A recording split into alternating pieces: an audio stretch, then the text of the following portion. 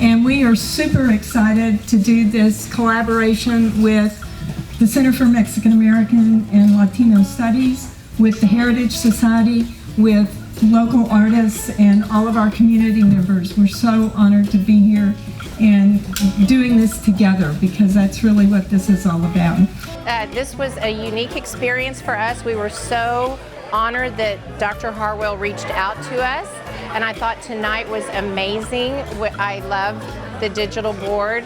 I went to visit Dr. Quiroz and with my board president last spring, and we were able to see the board at that time. So this is wonderful that so many people are finding out about it. Latino Cartography is a digital portable board that represents 180 artists, 7 communities, and 81 arts organizations. It is a reflection of the seat of creativity in the city of Houston. It is a real important educational input to the entire city, not just our immediate population. Very educational, it tells a story, and it brings us the Hispanic art and culture into the forefront. And it's something that not everybody knows about. They may have seen it, they may have heard about it, but here they can get a little bit more in-depth, even personal, because that cartography, you can click on the biography of the artist. That's pretty neat. I think that's good. And they may even see the artist working, and if they see a public work somewhere, they'll be able to get a face to that public work that they see on the street all the time. To me, this night was just amazing, and seeing the board, because I had seen it previously, but every time I look at it, I say, oh, how did I miss that, or how did it grow so fast? And it's just amazing what they've done. But even for me, thinking that I know a lot of the artists here, there were a lot of artists I didn't know, or even, you have passed that mural before, and I didn't even know who it was, right? You just take some stuff for granted. As an archivist and a public historian, this is an incredible project that I completely support. I'm excited about where it's going to go. It's a beautiful blend of history and art coming together to celebrate and preserve our culture here in Houston, and I couldn't be more excited about this project. Es un proyecto que nos ha unido, porque yo no conocía a todos esos artistas y obviamente ellos tampoco me conocían, conocíamos algunos, pero esto nos une y nos hace un grupo importante, que era lo que estábamos necesitando, porque unidos hacemos la fuerza. There had been a mass void of representation of Latino artists in mainstream museums and galleries. So there was a vision to create a museum that reflected the Mexican and Mexican American art of the United States.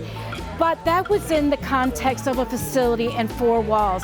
Here is another remarkable experience to be able to even broaden the reach in which people can see all of Houston's artists, a place that people, whether they're visitors or community residents, or if they're from schools and libraries, they'll be able to learn more about Latino artists in Houston and about their communities. They'll be able to see where they can visit, where they can eat, how the artist creates art, who they are. It's a vast, wonderful mix of Latino artists, whether they're Mexicanos, Venezuelan, Colombianos, Chileanos, you name it. Whatever Latino communities are in Houston, we have captured that. And these are visual artists done in the most remarkable way in a 360-degree type touch screen. The screen allows people to be able to hear the stories of these artists, to see their portfolios, to see and view videos. This all done through a remarkable woman, Dr. Pamela Quiroz,